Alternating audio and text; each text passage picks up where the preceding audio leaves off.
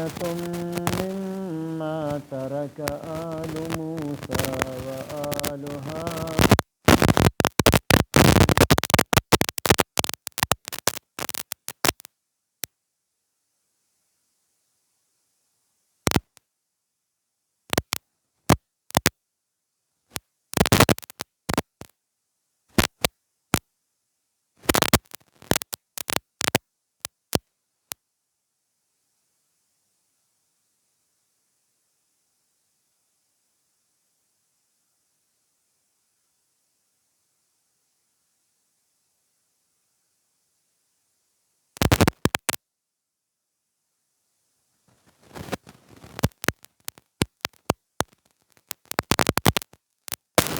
دا ډله د حضرت موسی علیه السلام نه وروستو تېره شوې ده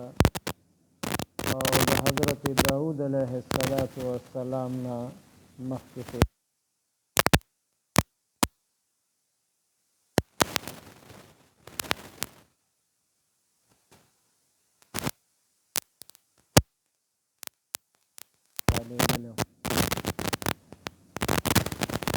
او دغه بني اسرائیلو سره عمالقه قوم ډېر ظلم زیاتې کړی و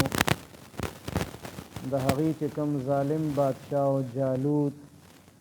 هغه فوجکشي کړې وه په دې باندې د دې کورونه یې وران کړي وو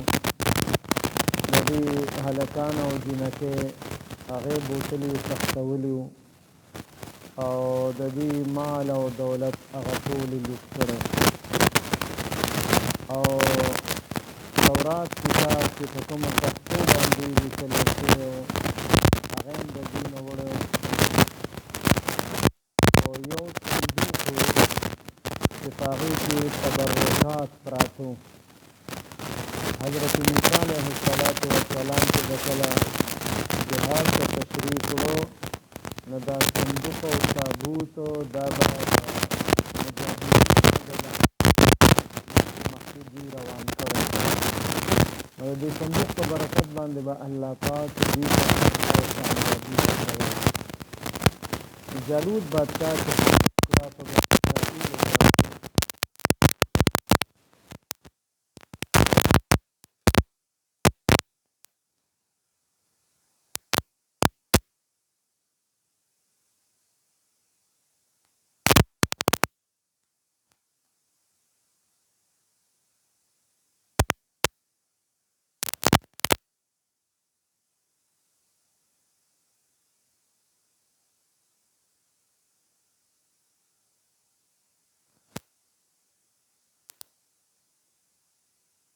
بس مونږ ته مصیبت او تکلیف رسېدلی دا په مونږ باندې ښه نه دی راغلی نو اوس د شرم نه یې واپس کولی هم نه شو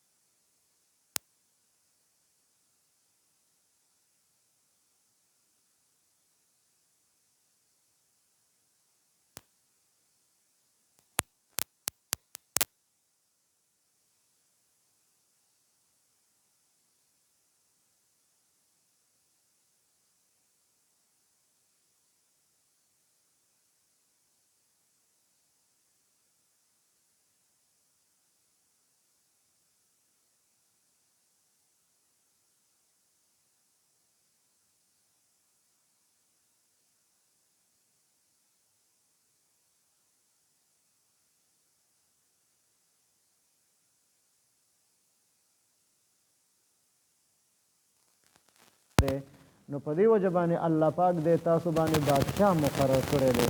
او دې بیا هم دا خبره وکړه چې را د ده د بادشاهۍ څه نښه په کار ده موږ ته چې موږ هغه نښه ووینو او زموږ زړه په هغې باندې مطمئن شي ټیک ده الله پاک مقرر کړی دی علم هم ته الله پاک ورکړی دی لوی بدن او طاقتور بدن هم ورکړی دی خو بله مزید یوه نښه موږ له په کار ده حضرت شمیل علیه السلام ورته فرمایل چې هغه تابوت او صندوق چې کوم مخکې نه را روان بني اسرائیل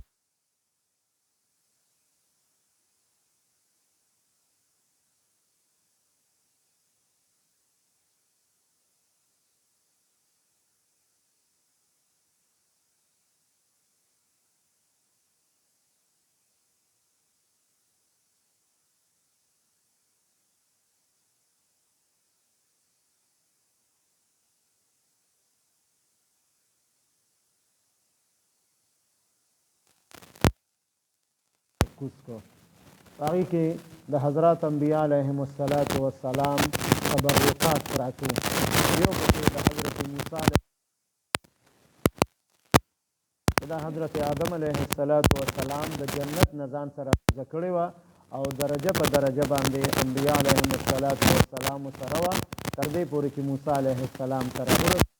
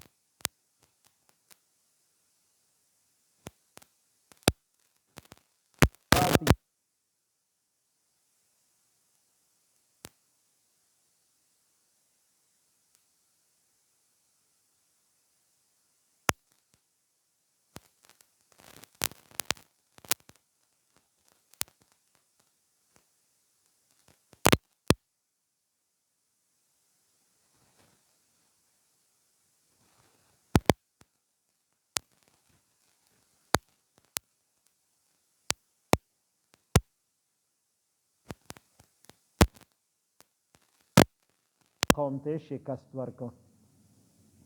وقال لهم نبيهم او اویل هغوی ته نبيهم پیغمبر د هغوی چې شمویل علیه السلام ندی بني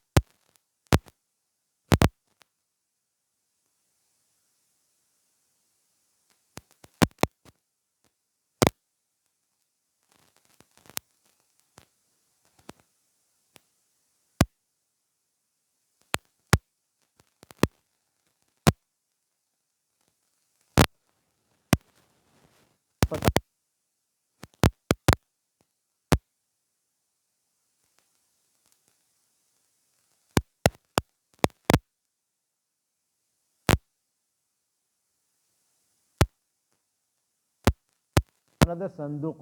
فيه سکینتون چې په هغې کې به د زړه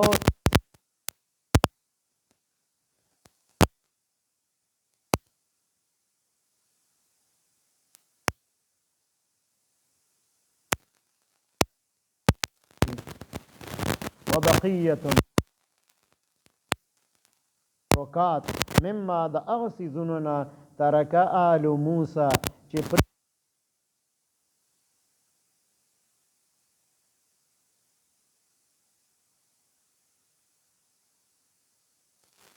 السلام او هارون علیه السلام دوان ورونه دي هارون علیه السلام مشر دی او موسی علیه السلام ته کشر دی خړمبنه پیغمبري الله پاک په دې دوان ورونو کې موسی علیه السلام ته ورکړی و او حضرت موسی علیه السلام چې پیغمبر شو نو په جبه مبارکه کې لګ لکنتو چې خبره واضحه نشوي کوله نو د الله پاک نه دعا وغوښتله چې الله زما په جبه به دا خلق نه پوهیږي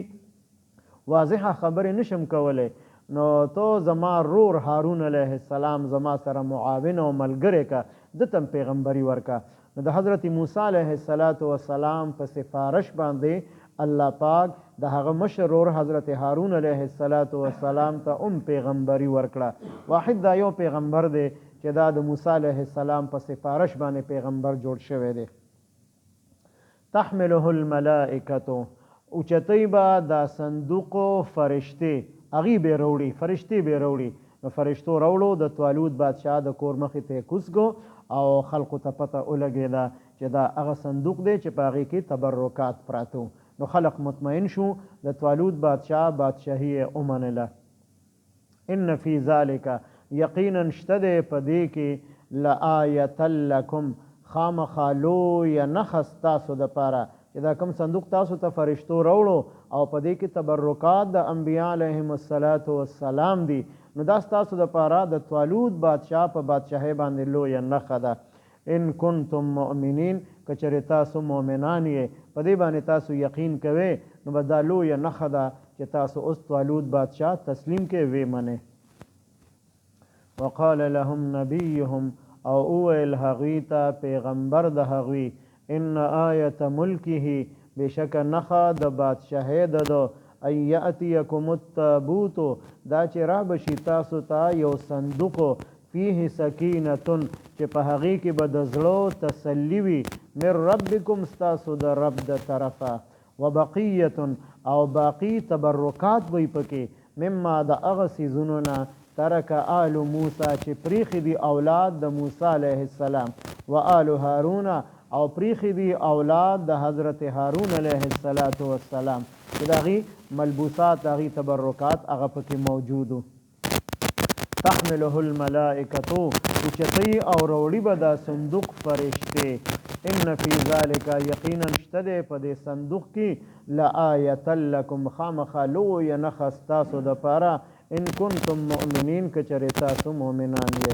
اللهم صل علی سیدنا محمد وعلى آل سیدنا ومولانا محمد وبارك وسلم رب اجعلني مقيم الصلاة ومن ذريتي ربنا وتقبل دعاء ربنا اغفر لي ولوالدي وللمؤمنين يوم يقوم الحساب ربنا اغفر لنا ولإخواننا الذين سبقونا بالإيمان ولا تجعل في قلوبنا غلا للذين آمنوا ربنا إنك رؤوف رحيم ربنا هب لنا من أزواجنا وذرياتنا قرة أعين واجعلنا للمتقين إماما وصلى الله تعالى على خير خلقه محمد وعلى آله وأصحابه أجمعين